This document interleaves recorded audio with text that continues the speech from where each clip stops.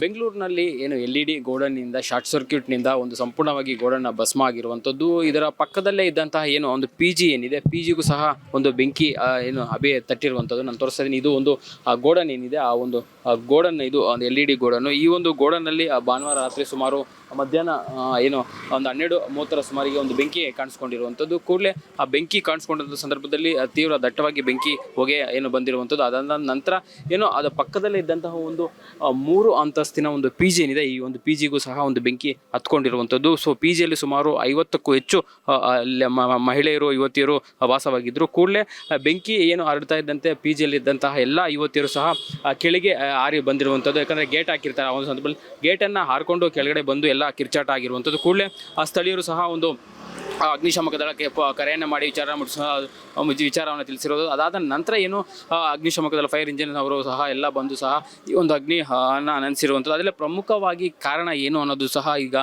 ತಿಳಿದು ಬರಬೇಕಾಗಿರುತ್ತೆ. ಯಾಕಂದರೆ ಇದು ಶಾರ್ಟ್ ಸರ್ಕ್ಯೂಟ್ನಿಂದ ಆಗಿ ಈ ರೀತಿ ಹೊತ್ಕೊಂಡಿರುವಂಥದ್ದು, ಅಥವಾ ಏನು ಬೇರೆ ಏನಾದರೂ ಉದ್ದೇಶಪೂರ್ವಕ ಯಾರಾದರೂ ಈ ರೀತಿ ಬೆಂಕಿ ಹಚ್ಚಿದ್ದಾರೆ ಏನು ಅನ್ನೋದಕ್ಕೆ ಸದ್ಯಕ್ಕೆ ಏನು ಇಲ್ಲಿನ ಮಾಲೀಕರು ಸಹ ಒಂದು ಪೊಲೀಸರಿಗೆ ದೂರನ್ನು ಕೊಟ್ಟಿರುವಂಥದ್ದು. ಸದ್ಯಕ್ಕೆ ಪೊಲೀಸರು ಸಹ ಒಂದು ಪ್ರಕರಣ ದಾಖಲು ಮಾಡಿಕೊಂಡು ತನಿಖೆಯನ್ನು ಮಾಡ್ತಾ ಇರುವಂಥದ್ದು. ಇಲ್ಲಿ ನೋಡ್ಬೋದು PG ಸಹ 3 ಅಂತಸ್ತಿನ PG ಏನಿದೆ, ಈ ಒಂದು PGಯಲ್ಲಿ ಸುಮಾರು 50 ಜನ ಯುವತಿಯರು ವಾಸವಾಗಿದ್ದರು. ವಿವಿಧ ಕಂಪ್ನಿಗಳಲ್ಲಿ ಕೆಲಸ ಮಾಡ್ತಾ ಇದ್ದಂಥ ಯುವತಿಯರು ಇಲ್ಲಿ ವಾಸವಾಗಿದ್ದರು. ಭಾನುವಾರ ರಾತ್ರಿ ಸುಮಾರು 11:30 ಸುಮಾರಿಗೆ ಈ ಒಂದು ಪಕ್ಕದಲ್ಲಿ PGಯ ಪಕ್ಕದಲ್ಲಿದ್ದಂಥ ಒಂದು ಆ ಗೋಡನ್ ಏನಿದೆ, ಆ ಒಂದು ಗೋಡನ್ನಲ್ಲಿ ಒಂದು ಬೆಂಕಿ ಕಾಣಿಸ್ಕೊಂಡಿರುವಂಥದ್ದು. ಸೊ ಕೂಡಲೇ ಏನು ಆ ಒಂದು ಬೆಂಕಿ ಏನು ಪಕ್ಕದಲ್ಲಿದ್ದಂಥ PG ಕಟ್ಟಡಕ್ಕೆ ಸಹ ಒಂದು ಆವರಿಸಿರುವಂಥದ್ದು.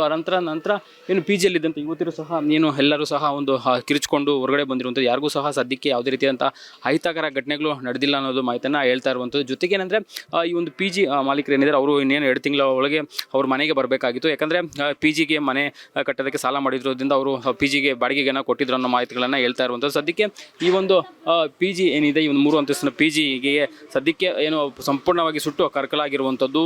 ಇಲ್ಲಿದ್ದಂತಹ ಎಲ್ಲ PG ಎಲ್ಲಿದ್ದಂತಹ ಯುವತಿಯರನ್ನು ಬೇರೆ ಬೇರೆ ಕಡೆ ಶಿಫ್ಟ್ ಮಾಡಿದ್ದಾರೆ. ಯಾರಿಗೂ ಸಹ ಯಾವುದೇ ತೊಂದರೆ ಆಗಿಲ್ಲ. ಆದರೆ ಮಾಲೀಕರು ಹೇಳುವಂಥದ್ದು ಇಲ್ಲಿ ನಮಗೆ ಇದು ಉದ್ದೇಶಪೂರ್ವಕವಾಗಿ ಮಾಡಿದ್ದಾರೆ ಅಥವಾ ಏನು ಆಕಸ್ಮಿಕವಾಗಿದೆ ಗೊತ್ತಿಲ್ಲ, ಆದರೆ ಪೊಲೀಸರು ತನಿಖೆ ಮಾಡಬೇಕು ಅನ್ನೋ ಮಾತುಗಳನ್ನು ಹೇಳ್ತಾ ಇರುವಂಥದ್ದು. ಯಾಕಂದರೆ ಈ ರೀತಿ ಒಂದು ಘಟನೆಗಳು ಆದಂಥ ಸಂದರ್ಭದಲ್ಲಿ ಯಾವ ರೀತಿ ಆಗುತ್ತೆ ಅನ್ನೋದನ್ನು ಸಹ ಗೊತ್ತಾಗಲ್ಲ. ಪೊಲೀಸರು ಸದ್ಯಕ್ಕೆ ನಂದಿನಿ ಪೊಲೀಸರು ಒಂದು ಪ್ರಕರಣವನ್ನು ದಾಖಲು ಮಾಡ್ಕೊಂಡು ತನಿಖೆಯನ್ನು ಮಾಡ್ತಾ ಇರುವಂಥದ್ದು. ಕ್ಯಾಮ್ರಾ ಪರ್ಸನ್ ನಿಶಾಂತ್ ಜೊತೆ ಅರುಣ್ ಕುಮಾರ್, ಅಶ್ವಗ ನ್ಯೂಸ್, ಬೆಂಗಳೂರು.